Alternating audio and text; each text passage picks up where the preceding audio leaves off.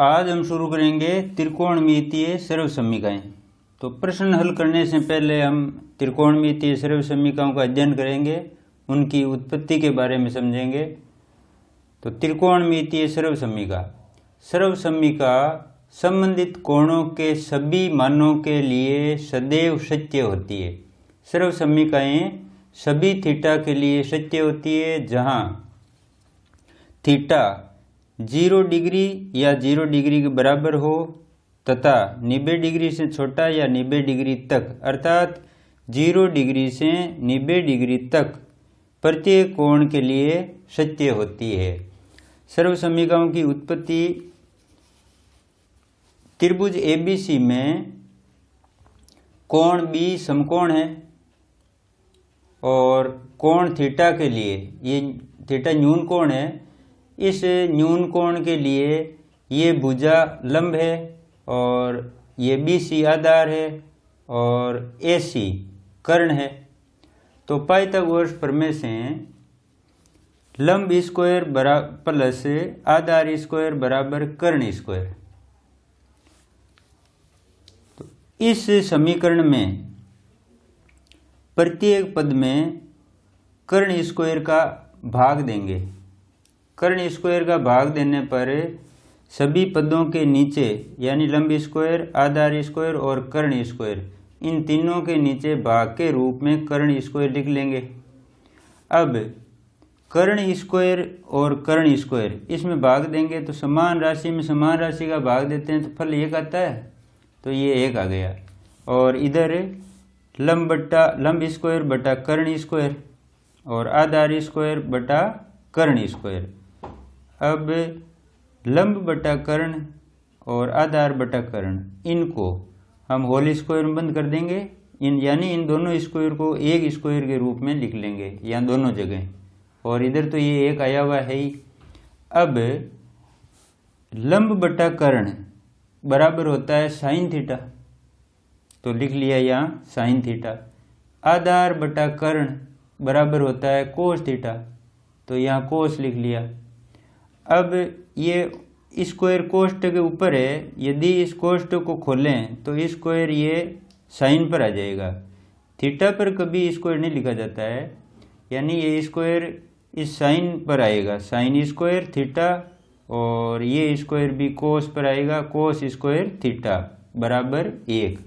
तो इस प्रकार ये पहली सर्वसमीका बन गई, त्रिकोणमितीय सर्वसमीका की उत्पत्ति हो गई। और यदि ऐसे करें भुजाओं को लेकर ऐसे कि यहाँ इस त्रिभुज में AB लंब है, तो लंब की जगह AB लिख लिया और स्क्वायर प्लस आधार स्क्वायर बराबर कर्ण स्क्वायर, तो ये कर्ण AC है तो AC स्क्वायर लिख लिया।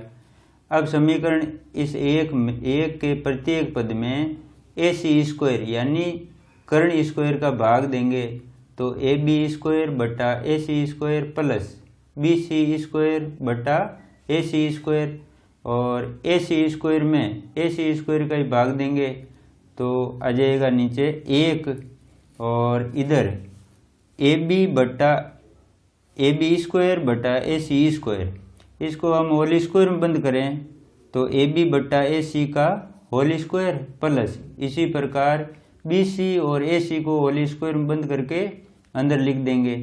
अब AB और AC चित्र में देखो, यहाँ AB लंब है और AC कर्ण है, तो लंब बटा कर्ण बराबर होता है साइन थीटा, तो यहाँ लिख दो नीचे साइन थीटा। और यहाँ क्या है BC बटा AC, तो यहाँ त्रिभुज में देखो BC आधार है और AC कर्ण है, तो आधार बटा कर्ण बराबर होता है कोस थीटा, तो कोस थीटा का होल स्क्वायर आ गया बराबर, यहाँ 1 चल रहा है। अब इस स्क्वायर को कोष्ठक खोल के साइन पर लिए, साइन स्क्वायर थीटा प्लस ये स्क्वायर आ गया कोस पर, कोस स्क्वायर थीटा बराबर 1। तो बोले आप सर्वसमीका को इस प्रकार भी तैयार कर सकते हैं, ऐसे भी तैयार कर सकते हैं, ये दोनों ही तरीके हैं। आपको अगर ऐसा अच्छा लगे तो इस प्रकार भी आप चल सकते हैं, यानी पहले पाइथागोरस प्रमेय को लिखा बाद में कर्ण स्क्वायर का भाग दिया और यहाँ आ गया कर्ण स्क्वायर में कर्ण स्क्वायर का भाग देने पर 1 और इधर ये लंब बटा कर्ण आधार बटा कर्ण यानी साइन कोस आ गए और ये सर्व समीका बन गई। और ऐसे करते हैं यानी इन भुजाओं के नामों को लेते हैं ए बी बी सी ए सी, तो फिर इस प्रकार कर सकते हैं, भले एक ही तरीका है ये। अब लेते हैं दूसरी सर्व समीका के लिए। तो पहली सर्व समीका हुई कर्ण स्क्वायर का भाग देने पर, दूसरी सर्व समीका तैयार हो जाएगी यदि आधार स्क्वायर का भाग दे दें समीकरण 1 में। जो ये पाइथागोरस प्रमेय से आपने समीकरण बनाया है उसमें अब आधार स्क्वायर का भाग देंगे तीनों पदों में तो एक दूसरी सर्व समीका बन जाएगी। और फिर यदि हम तीनों पदों में लंब स्क्वायर का भाग देंगे तो एक तीसरी सर्व समीका बन जाएगी। तो ये सर्व समीकाएं ऐसे बनती है। तो अब दूसरी सर्व समीका बनावें। पहली तो हो गई sine square plus cos square बराबर 1। तो ये तो आ गई पहली सर्व समीका। कैसे आई? कर्ण स्क्वायर का भाग देने पर। पाइथागोरस प्रमेय के समीकरण में कर्ण स्क्वायर का भाग देने पर पहली सर्व समीका बन गई। अब दूसरी सर्व समीका के लिए इस समीकरण में यदि आधार स्क्वायर का भाग दे दें तो एक दूसरी सर्व समीका बन जाएगी। तो अब हम लिखेंगे समीकरण 1 में आधार स्क्वायर का भाग देने पर, तो समीकरण है लंब स्क्वायर प्लस आधार स्क्वायर बराबर कर्ण स्क्वायर। अब उस समीकरण में यदि आधार स्क्वायर का भाग देंगे तो सभी पदों के नीचे आधार स्क्वायर लिखो पहले। तो ये लिख लिए आधार स्क्वायर आधार स्क्वायर आधार स्क्वायर। अब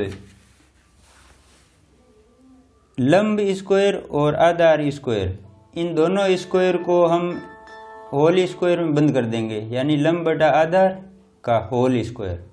और यहाँ देख रहे हैं आप ऊपर और नीचे समान है तो यहाँ फल आएगा 1 बराबर।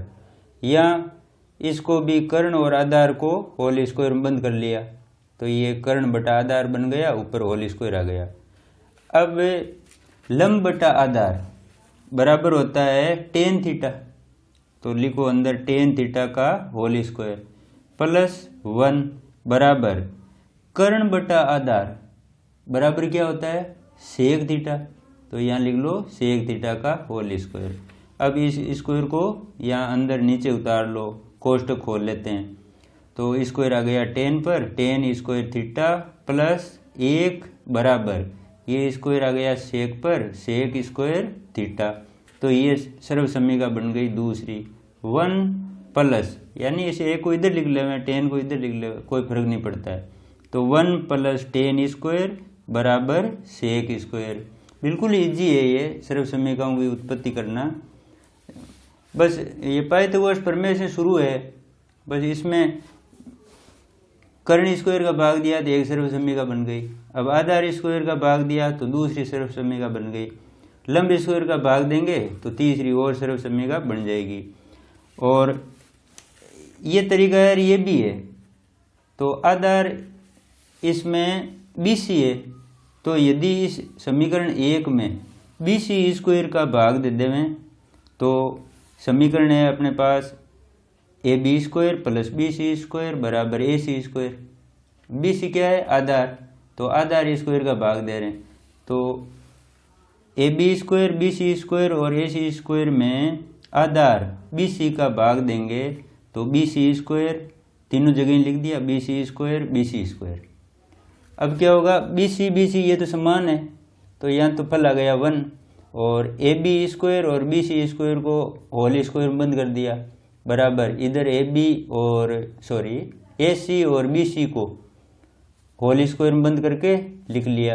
अब AB बटा BC आया ना, वहाँ चित्र में जाके देखो AB और BC कौन सी भुजाएं हैं, यानी AB तो है लंब और BC है आधार। तो लंब बटा आधार बराबर होता है टेन थीटा और ऊपर स्क्वायर है इसलिए स्क्वायर लिख दिया प्लस 1 बराबर AC बटा BC। तो AC वहाँ क्या है चित्र में, इस त्रिभुज में AC है कर्ण और नीचे क्या दे रखा है BC। तो BC है आधार तो कर्ण बटा आधार होता है सेक थीटा, तो सेक थीटा का होल स्क्वायर लिख लिया। अब इस कोष्टक को खोल देंगे तो स्क्वायर आ जाएगा 10 पर, इधर स्क्वायर ये कोष्टक खोलेंगे तो स्क्वायर आ जाएगा सेक पर, यानी थीटा पर कभी स्क्वायर नहीं लिखा जाता है। इस त्रिकोणमितीय अनुपात पर ही स्क्वायर लिखा जाता है, थीटा के ऊपर कभी स्क्वायर नहीं आता है। तो ये सर्वसमीका बन गई 1 + 10 स्क्वायर बराबर सेक स्क्वायर। तो भले ये दोनों तरह के ही हैं, आप ऐसे सीधा करें तो कर सकते हैं, ऐसे भुजाओं के ये जो आप नाम लिखते हैं त्रिभुज में उनको लेकर करें तो भी ये हो जाता है। तो ये एक ही बात है, भले इस तरह से निकाल लो चाहे इस प्रकार निकाल लो। तो ये हो गई दूसरी सर्वसमीका। ध्यान इतने ही रखना है कि पाइथागोरस प्रमेय का अपने पास समीकरण है, इस समीकरण में जब कर्ण स्क्वायर का भाग देंगे तो एक सर्वसमीका आ जाएगी, कौन सी, ये sine square plus cos square बराबर 1, और जब आधार स्क्वायर का भाग देंगे तो दूसरी, यानी 1 + 10 स्क्वायर बराबर सेक स्क्वायर, ये सर्वसमीका आ जाएगी। अब क्या बचा है, अब लंब स्क्वायर का भाग देना रह गया, तो तीसरी सर्वसमीका बना लेते हैं, लंब स्क्वायर का भाग देंगे तो लो अगली तीसरी सर्वसमीका के लिए। तो तीसरी सर्वसमीका के लिए त्रिभुज को यहाँ सामने रखो, पहले ये त्रिभुज है और ये पहला समीकरण है, समीकरण नंबर 1। अब समीकरण 1 में वही कर्ण स्क्वायर का भाग दे चुके हैं, एक सर्वसमीका प्राप्त कर ली, आधार स्क्वायर का भाग दे लिया, दूसरी सर्वसमीका प्राप्त हो गई। अब कौन बचा है, लंब स्क्वायर। तो अब इस समीकरण 1 में लंब स्क्वायर का भाग देने पर, तो ये भाग दे दिया, ये तो था समीकरण अपने पास, और इन तीनों पदों में लंब स्क्वायर का भाग दिया तो लंब स्क्वायर में लंब स्क्वायर का ही भाग देंगे तो फल आएगा 1 प्लस ये प्लस आधार और लंब को या कोष्टक बंद करके इन दोनों का ही एक ही स्क्वायर लिख लिया, बराबर कर्ण और लंब का भी स्क्वायर एक ही लिख लिया दोनों का, और कोष्टक बंद कर दिया। अब ध्यान दो थोड़ा कि ये 1 तो ठीक है, यहाँ परिणाम स्वरूप आ गया, आधार बटा लंब होता है कोट थीटा, तो ये कोट थीटा का होल स्क्वायर लिख लिया। कर्ण बटा लंब बराबर होता है कोसेक थीटा, तो इसका कर लिया होल स्क्वायर। ठीक, ये इजी है बिल्कुल। अब कोष्टक खोल लेते हैं, स्क्वायर आ जाएगा कोट पर, ये स्क्वायर आ जाएगा कोसेक पर, तो लिख लो 1 प्लस कोट स्क्वायर थीटा बराबर कोसेक स्क्वायर थीटा।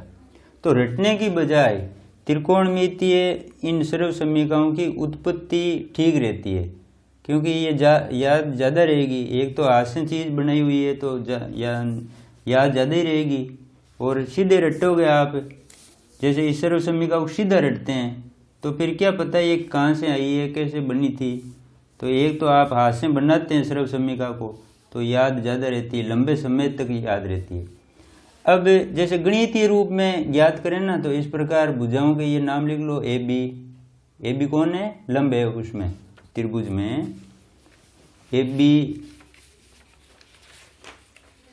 ये त्रिभुज है, इसमें ए बी क्या है, लंब, और फिर बी सी, यानी समीकरण 1 का प्रयोग कर रहे हैं। ये समीकरण 1 लंब स्क्वायर आधार स्क्वायर कर्ण स्क्वायर। तो अब इस समीकरण 1 में भाग किसका दे रहे हैं, यानी ए बी स्क्वायर का भाग दे रहे हैं। ये लंब है ना, ये तीसरी सर्व समीकरण बना रहे हैं हम। तो समीकरण 1 में ए बी स्क्वायर का भाग देने पर, तो इन तीनों पदों में, जो समीकरण 1 है इसके तीनों पदों में ए बी स्क्वायर का भाग दे रहे हैं, यानी लंब स्क्वायर का भाग दे रहे हैं। ये और ये दोनों काम एक ही है, बस यहाँ तो हमने ये नाम लिख दिए, लंब स्क्वायर आधार स्क्वायर कर्ण स्क्वायर, इधर भुजाओं के नाम ले रहे हैं, इतना ही है। तो समीकरण 1 में ए बी स्क्वायर का भाग देने पर है, तो वही लंब स्क्वायर का भाग देने पर, एक ही बात है इधर। तो ए बी स्क्वायर लिख दिया तीनों पदों के नीचे, और ए बी स्क्वायर में ए बी स्क्वायर का भाग गया एक बार, वही फल आ रहा है 1, यहाँ जो आ रहा है वो यहाँ आ रहा है 1, ये दोनों प्लस BC और AB को कोष्टक में लिख के इनका एक ही स्क्वायर लिख लिया, बराबर AC और AB को भी एक कोष्टक में बंद करके इन दोनों का स्क्वायर एक जगह लिख दिया। अब देख रहे हैं आप BC बटा AB क्या है, तो त्रिभुज में देख लो BC और AB क्या है, तो यही देख लो आपके लिखा हुआ है। BC है वो आधार है, AB लंब है, तो आधार बटा लंब होता है कोट थीटा। AC कर्ण है, AB लंब है, चित्र में नहीं जाओ तो यहाँ लिखा हुआ है आपके पास, तो कर्ण बटा लंब बराबर होता है कोसेक थीटा। अब इस स्क्वायर को नीचे उतार लो अंदर, तो 1 प्लस कोट स्क्वायर थीटा बराबर कोसेक स्क्वायर थीटा। तो ये तीसरी सर्व समीकरण बन गई।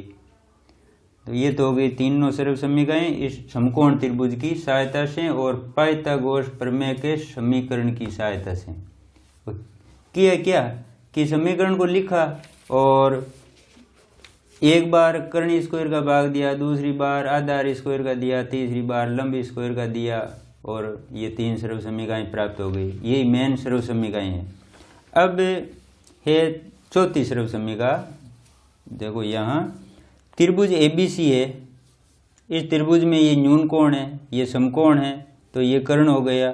इस कोण की समूह भुजा यानी न्यून कोण जिसको हम ले रहे हैं उसकी समूह भुजा लंब, और ये आधार। अब टेन थीटा के लिए बना रहे हैं, तो टेन थीटा बराबर होता है, ये तो जानते हैं आप कि टेन थीटा बराबर होता है लंब बटा आधार। ठीक, अब इस लंब और आधार यानी ये अंश है ये हर, इस अंश और हर में कर्ण का भाग देने पर, तो कर्ण का भाग ऐसा कर सकते हैं, यानी कोई भिन्न में अगर समान राशि का भाग देवें तो वो उपयुक्त है गणित के हिसाब से कि आप कोई भी भिन्न में अंश और हर में समान राशि का भाग दे सकते हैं, समान राशि से गुणा कर सकते हैं, समान राशि दोनों में जोड़ सकते हैं। तो आप अंश व हर में कर्ण का भाग दे रहे हैं, तो लंब के नीचे लिखो कर्ण और आधार के नीचे भी लिखो कर्ण। अब यहाँ देखो कि लंब में कर्ण का भाग दिया तो लंब बटा कर्ण बराबर होता है साइन थीटा, और आधार बटा कर्ण बराबर होता है कोस थीटा।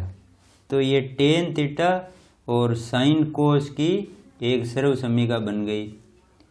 और अब बनाते हैं कोट की, तो कोट थीटा की सर्व समीकरण बनाते हैं, तो वो लिखो पहले अनुपात यानी आधार बटा लंब। अब आधार और लंब दोनों में कर्ण का भाग दे दो, तो आधार बटा कर्ण लंब बटा कर्ण। आधार बटा कर्ण बराबर होता है कोस थीटा, और लंब बटा कर्ण बराबर होता है साइन थीटा। तो ये कोट थीटा की सर्व समीकरण बन गई। बिल्कुल इजी बनती है सर्व समीकरण। अब मान लो कोट थीटा को आप ऐसे नहीं करके सीधा ये भी लिख सकते हैं कि टेन थीटा का कोट थीटा व्युत्क्रम होता है, यानी कोट टेन का उल्टा होता है। तो उल्टा होता है तो टेन का तो ये मान आया हुआ ही है, सर्व समीकरण आई हुई है, तो आप कोट की सीधी भी लिख सकते हैं, कोट थीटा बराबर कोस बटा साइन, क्योंकि टेन बराबर होता है साइन बटा कोस, इसलिए कोट बराबर कोस बटा साइन, यानी कोट थीटा टेन थीटा का व्युत्क्रम होता है, इसलिए कोट थीटा बराबर कोस बटा साइन, यानी टेन का उल्टा, तो ये कोस बटा साइन। तो ये सर्व समीकरण आप यहीं से भी बना सकते हैं सीधा ही ये लाइन लिखकर, और ऐसे करते हैं तो भी वो कोई हार्ड नहीं है, कठिन नहीं है। बिल्कुल करना क्या है, त्रिकोणमितीय अनुपात लिख लिया और अंश व हर में कर्ण का भाग दे दिया, यहाँ भी लंब और आधार में कर्ण का भाग दे दिया, तो ये टेन की बन गई, इधर कोट की बन गई। ऐसे नहीं बनाते हो तो ऐसे ले लो, कोट थीटा टेन थीटा का व्युत्क्रम होता है, इसलिए टेन के मान को यानी साइन और कोस को उल्टा करते ही ये कोट थीटा की सर्व समीकरण बन गई। तो ये हो गई चौथी और पांचवी सर्व समीकरण। अब अब व्युत्क्रम संबंध है देखो साइन और कोसेक का, कि साइन का व्युत्क्रम होता है कोसेक, इसलिए साइन थीटा बराबर 1/कोसेक। इसी प्रकार कोस बराबर होता है 1/सेक, टेन बराबर होता है 1/कोट। तो ये व्युत्क्रम है। अब मान लो कोसेक यहाँ है तो साइन यहाँ लिख लेंगे, तो कोसेक बराबर 1/साइन। सेक यहाँ लिख लो तो कोस यहाँ आ जाएगा, तो सेक बराबर 1/कोस। कोट यहाँ कर लो, टेन को इधर लियो, तो कोट बराबर 1/टेन। तो ये सर्व समीकरण बन रही है ऐसे। ये व्युत्क्रम संबंधों की है। अब लो आगे, अब इनको एक जगह लिख ले सम्मिलित करके सभी सर्व समीकरणों को। जैसे आपने अभी पहली उत्पत्ति करी थी ना इस सर्व समीकरण की, इसको हम ये 4 तरीके से लिख सकते हैं पक्षांतर कर करके। यानी ये आपने अभी उत्पत्ति करी थी इस सर्व समीकरण की, sine square plus cos square बराबर 1। तो इसको क्या करें कि कोस स्क्वायर को पक्षांतर करें तो ये सर्व समीकरण बन गई। कोस स्क्वायर इधर आएगा तो माइनस का होगा, ये एक सर्व समीकरण और बन गई इसी की सहायता से। तो इसी सर्व समीकरण की ये 4 और पक्षांतर करके ये 4 रूप और बना लिए। तो साइन स्क्वायर बराबर 1 - कोस स्क्वायर पक्षांतर करके। अब यदि इसका स्क्वायर हटावें यानी वर्गमूल लेवें साइन का, तो इस पर वर्गमूल आ जाएगा, तो ये और दूसरा रूप हो गया।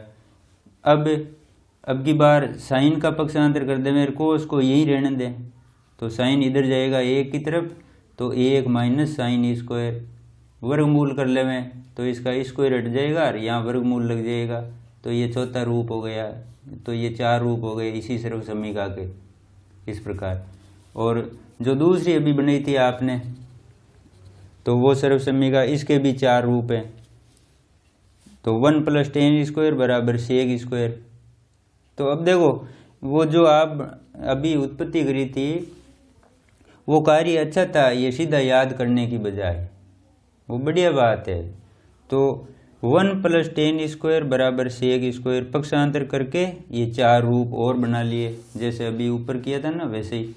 जैसे देखो सेक का वर्गमूल ले लेवें तो इस पर वर्गमूल आ जाएगा, भाई इसका स्क्वायर हट जाएगा वर्गमूल लेने पर, और इस पर वर्गमूल का चिन्ह लग जाएगा यानी ये, और सेक का स्क्वायर हट गया, तो ये एक रूप हो गया। दूसरा, यदि इस एक का पक्षांतर कर देवें इधर, या फिर ऐसे कर लो कि टेन स्क्वायर को सेक स्क्वायर की तरफ ले लेवें, तो सेक स्क्वायर तो ये प्लस का ही है, टेन स्क्वायर इधर आएगा तो माइनस का हो जाएगा, तो सेक स्क्वायर - टेन स्क्वायर। अब ये एक दूसरी साइड में रह गया अकेला ही, तो ये 1 ऐसे, ये दूसरा रूप।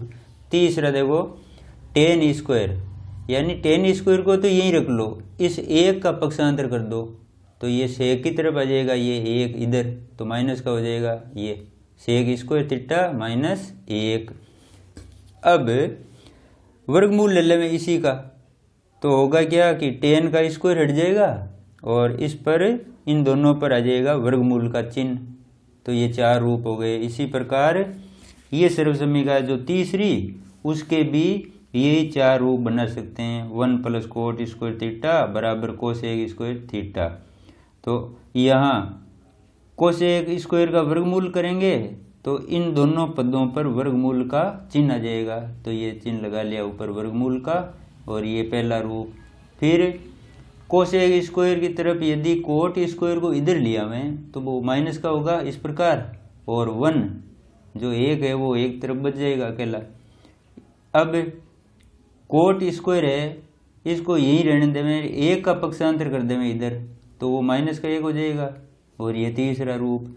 इसी प्रकार इसका वर्गमूल ले लें दोनों पक्षों का, तो यहाँ तो स्क्वायर हट जाएगा, यहाँ वर्गमूल का चिन्ह लग जाएगा इनके ऊपर, दोनों के ऊपर, तो ये 4 रूप हो गए। और ये तो अभी बनाई थी आपने, टेन थीटा बराबर होता है sine by cos, cot theta बराबर कोस बटा साइन, ये। और ये व्युत्क्रम वाली, तो ये अभी आप समझ के आई हैं पीछे से। तो इनको रटने की बजाय मैं तो कह रहा हूँ कि रटो मत, आप तो इनकी उत्पत्ति करना ही सीखो, ताकि कभी भूले ही नहीं वापस। रटी हुई चीज़ तो भूल जाएंगे, वो थोड़े समय की होती है, अल्प समय की होती है, और हाथ से बनाई हुई चीज़ उसमें भूल नहीं होती कभी, वो मतलब वो कभी अविस्मरणीय नहीं होती है। तो ऐसा करना थोड़ा सीखो ताकि वो आगे के लिए भी गणित मजबूत हो जाए। तो ये सर्वसमीकाएँ बनानी तो सीख लिया आपने, उत्पत्ति कर ली सर्वसमीकाओं की। और अब लेते हैं प्रश्नमाला के क्वेश्चन लेते हैं। तो ये लो पहला क्वेश्चन। पहला क्वेश्चन है कि थीटा के लिए, ये रहा, थीटा के लिए सभी त्रिकोणमितीय अनुपातों को सेक थीटा के पदों में व्यक्त कीजिए। तो अब इन सर्वसमीकाओं की जरूरत पड़ेगी। तो सबसे पहले साइन को हम सेक थीटा के रूप में व्यक्त करते हैं। तो इनमें क्या करते हैं, यानी किसी त्रिकोणमितीय अनुपात को दूसरे त्रिकोणमितीय अनुपात के पदों में व्यक्त करते हैं। तो बस ये काम आएंगे संबंध, सर्वसमीकाओं के जो संबंध है वो काम आएंगे। तो जैसे सबसे पहले हम लेंगे कि साइन थीटा को लेते हैं और सेक थीटा के पदों में व्यक्त करते हैं। तो लो पहला साइन थीटा।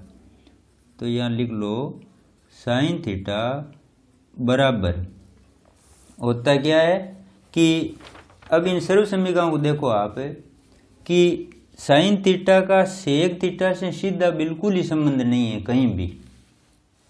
जो ये साइन है इसका सेक थीटा से कोई संबंध नहीं है सीधा। तो अब बीच में कोई एक मध्यस्थ लेंगे, यानी साइन का कोस से संबंध होता है और कोस का सेक से संबंध होता है। तो इस कोस को मध्यस्थ के रूप में चुन लेंगे, क्योंकि साइन का और सेक का सीधा कोई रिलेशन नहीं है।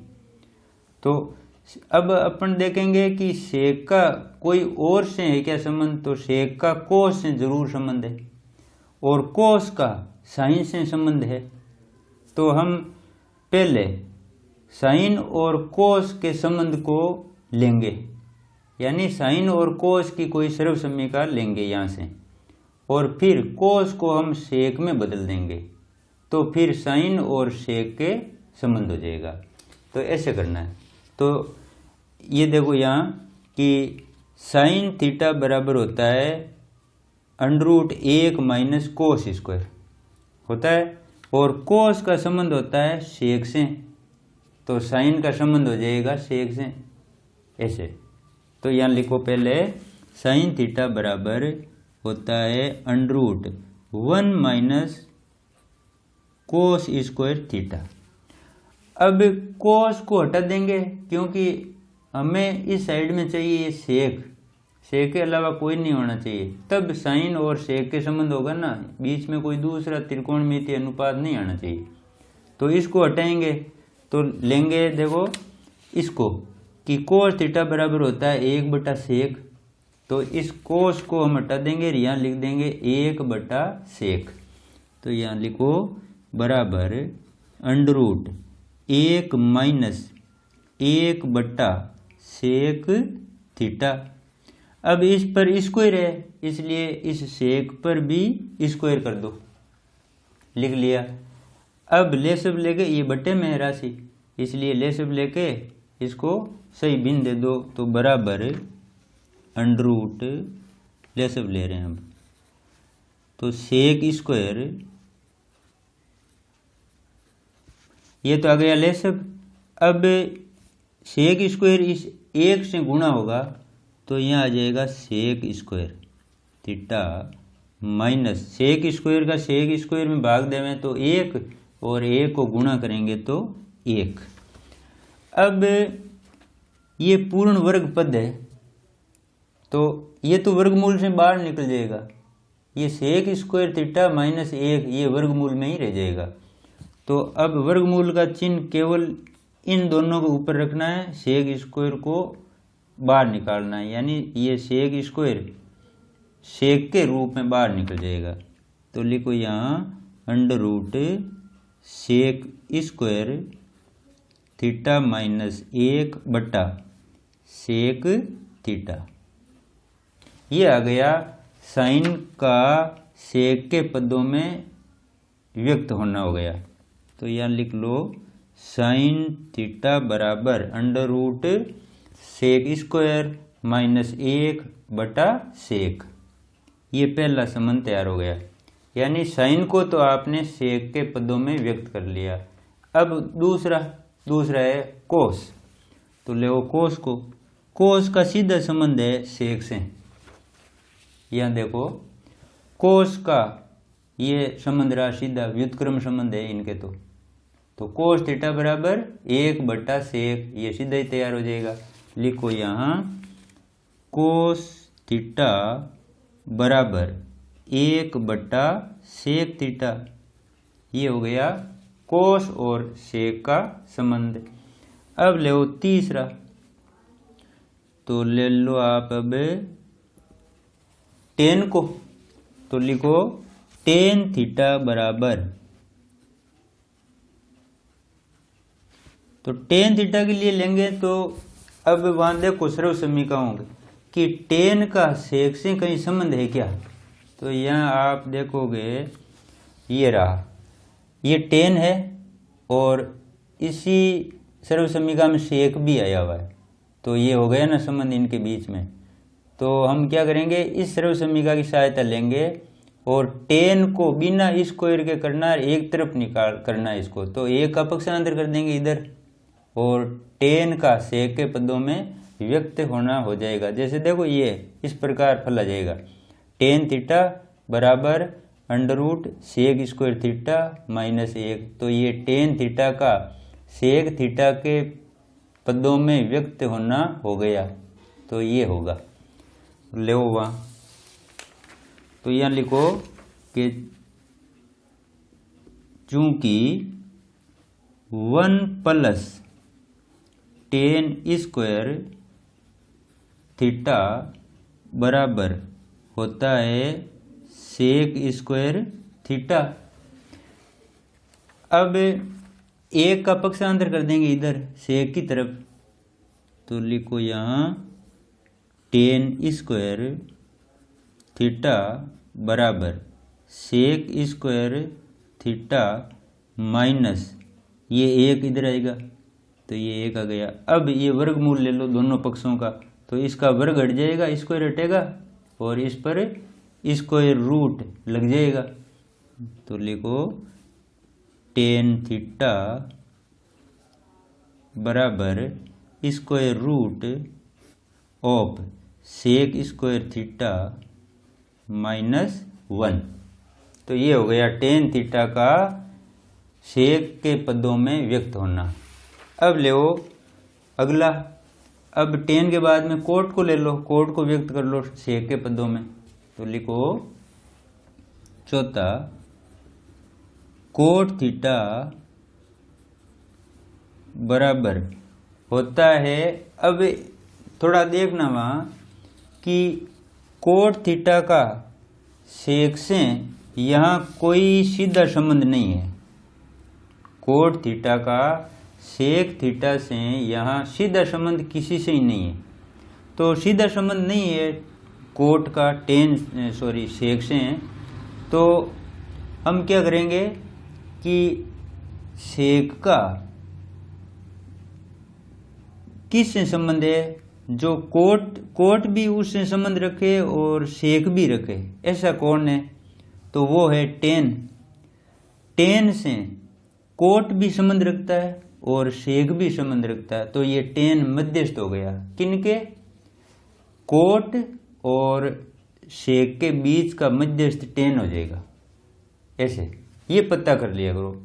सीधा संबंध नहीं है अगर, तो फिर मध्यस्थ बनाना पड़ेगा एक जने को। तो यहाँ कोट और सेक के मध्यस्थता निभाएगा टेन, क्योंकि टेन कोट से भी संबंध रखता है और टेन सेक से भी संबंध रखता है। इसलिए हम टेन को चुन लेंगे। तो कोट थीटा बराबर लिख लेंगे होता है 1/10 थीटा। अब टेन थीटा बराबर होता है square root of sec square theta -1। तो इस मान को सीधे ही यहाँ स्थापित कर लो।